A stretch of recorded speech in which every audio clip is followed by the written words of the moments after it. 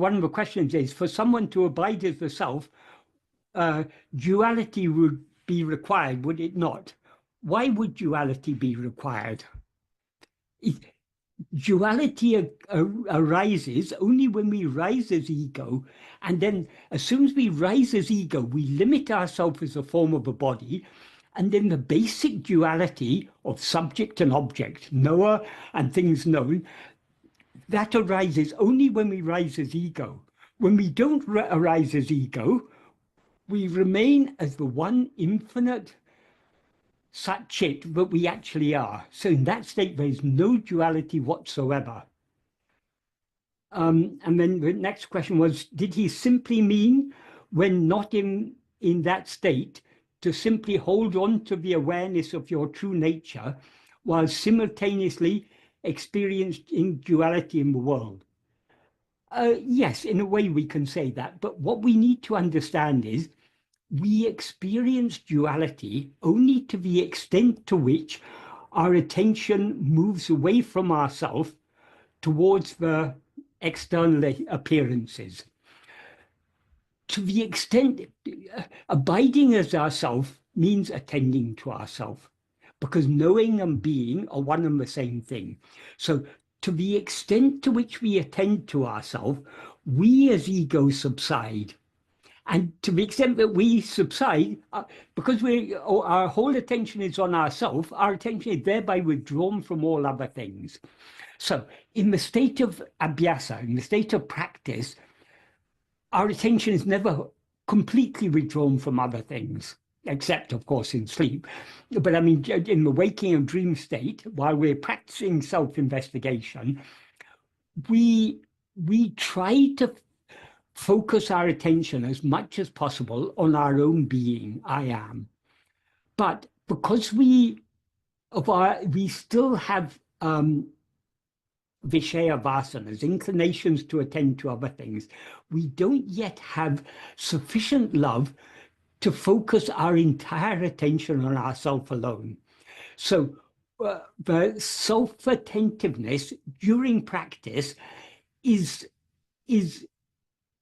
never pure self-attentiveness. It's always, to a greater or lesser extent, mixed with awareness of other things.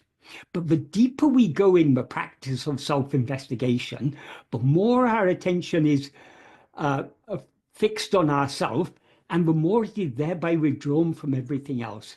And when eventually our love to know ourselves increases and becomes greater than our desire to know anything else, then we will be able to turn our full attention on ourself alone. When our attention is on ourself alone, it's completely withdrawn from all other things. So all we know in that state is ourself. We know nothing other than ourself. That state in which we know nothing other than ourself is the state of pure awareness. As soon as we, as ego, experience ourselves as pure awareness, ego ceases to exist, because ego is the impure awareness, the awareness that is always aware of itself as I am this body. So when ego experiences itself as pure awareness, it ceases to be ego. In fact, ego can never experience itself as pure awareness, because as soon as it experiences itself as pure awareness, it is no longer ego, it is only pure awareness. Because what can know pure awareness is only pure awareness. Nothing other than pure awareness can know pure awareness. So this is the state of complete non-duality. So there is still an appearance of duality so long as we rise as ego. But it's important to understand that whatever duality we experience is not real. It's only an appearance. That's why Bhagavan says in Uludunapadu, in verse 37, I think it is, even the saying, duality during practice, non-duality after attainment is not true. Because even when we experience duality, that duality is not real. So even now we're in a state of non-duality, but because this state of duality that we seem to be experiencing is a mere appearance. It is not real.